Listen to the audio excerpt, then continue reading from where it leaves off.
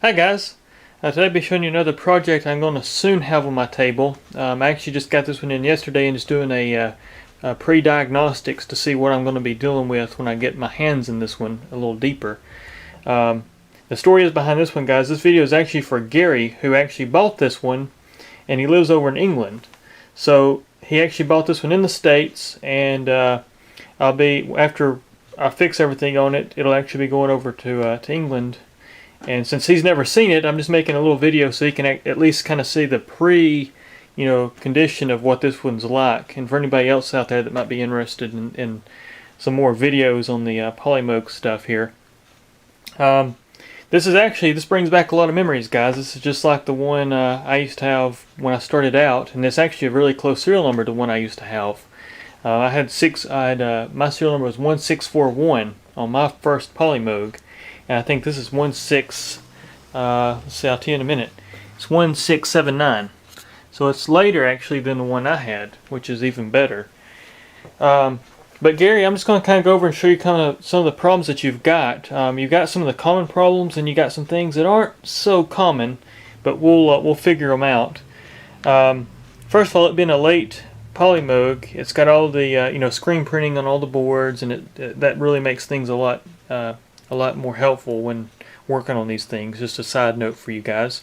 But you got a lot of the upgrades already. There's not going to be a whole lot of thermal compensation upgrading and all that kind of stuff that I have to do to something that's like that over there, which is really rough.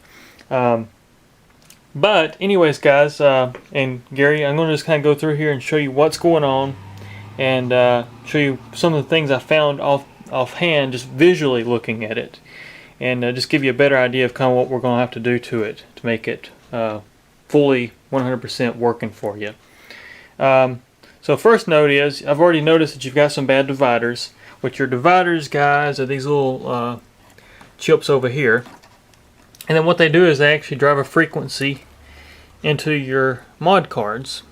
So actually the Polymoog kind of has its own voice per key, so to speak. It's got wave shaping and everything that goes on these boards. But actually amplifier, you got a VCA per key, you got all that good stuff, which I've talked about before.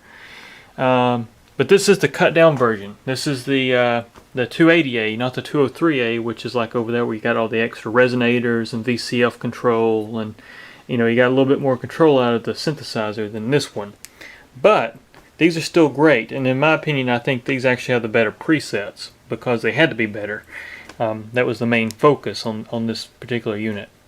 But yeah, anyways, back to it, guys. What I've noticed here, Garry, is first of all, you got some bad divider chips. You're having volume problems as well. I've got my amp up decently loud, not to the point of destroying my amplifier if something goes wrong, but I've got it set pretty high. You got something going on in your VCH voltage line. And this brings up to a visual inspection I did. I've noticed that you're missing a IC. And I looked that IC up, and that's actually part of the VCH drive line for your fixed filters. So evidently you've got something wrong on your fixed filter board, and there's something wrong there. I don't know if the chip burned up. Maybe there's something shorted and it's causing that chip to overheat, or if it's actually just something, maybe that chip went bad and they didn't have one.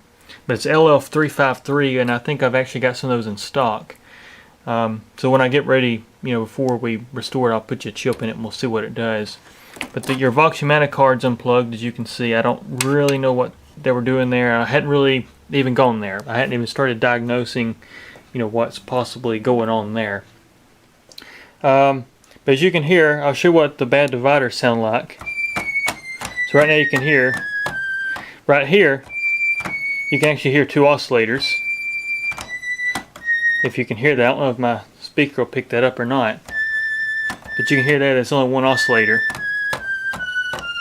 There's two. Here you got a dead divider chip, and the way I know it's a bad divider chip, because none of these keys work, none of these keys work, so it goes down the line just like that. So your first chip's working, but it's missing an oscillator. So it's possibly, you might have two bad dividers right there. So that's something that's going on. I think you got right there. There's another example. You can hear how full these keys are compared to that one. It's just a one oscillator.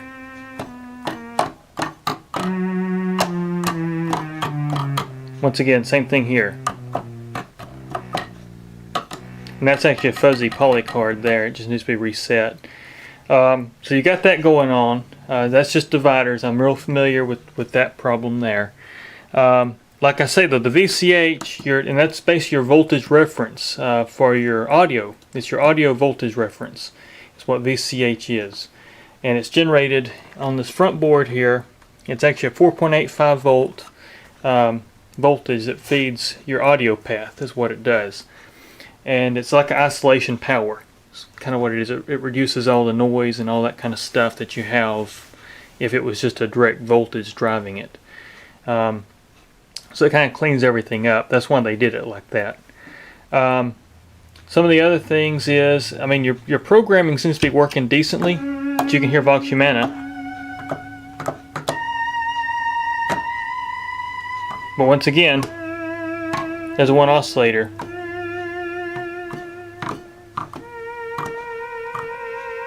You can hear some of these actually sustain. And that's actually the symptom of that. You hear that droning. It's because one of these oscillators is slave to the other. So when you lose one of your waveforms, you actually lose reference. So that thing's just kind of sitting there floating, basically, your oscillator, your HFOs. But there's the example. We'll reset that right quick. And you got a lot of noise in your presets too, as you can hear. And that could be a voltage problem. That could be something related to the VCH as well. Really unknown. But there's a good example of Vox Humana right there versus that. You can hear the difference. And what that is, you've still got one of the dividers for one of the wave shapes, but you've lost the other wave shape. And that actually is the sawtooth that's currently working there. Yeah, that's the square wave here, the pulse wave, because you can actually hear the pulse width changing. Here, that's the sawtooth. So what's happened here is you've lost one of the dividers for the square wave or pulse width. Here, you've lost the actual divider chip for the sawtooth. So it's kind of backwards. And it'll be the same for each of the note. And you can actually hear how it doesn't drone with the pulse wave, but it drones with the actual sawtooth, and that's that reference thing I was talking about.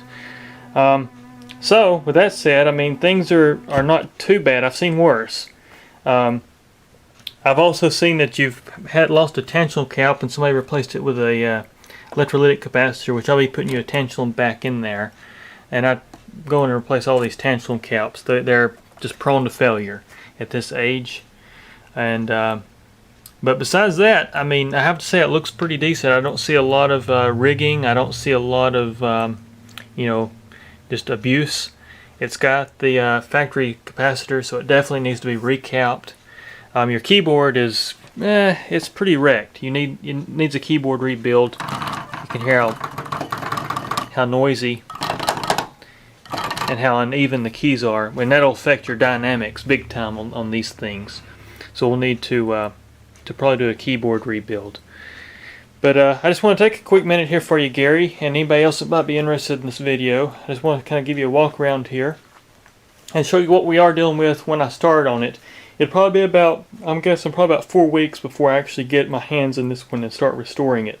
I've got just so many projects that got really busy in here, which is great. But I hate to have things sitting here, waiting on people. But it's just, I'm a one-person show here, so whatever comes in, I handle myself. But anyways, Gary, I hope this video helps. I hope you are satisfied with this. I definitely think you did good on this one. I mean, you got an ATA case, you got the works. So, I think once we get this thing restored, I would probably recommend just a restoration, honestly. You got a lot of things going on with it that is not the typical just repairs. and I can get this thing where it'll be really reliable for you, and it can go home to you in England, and you shouldn't have any problems. But anyways, guys, take care. And Gary, once again, thanks for sending me your Polymoog here. Take care.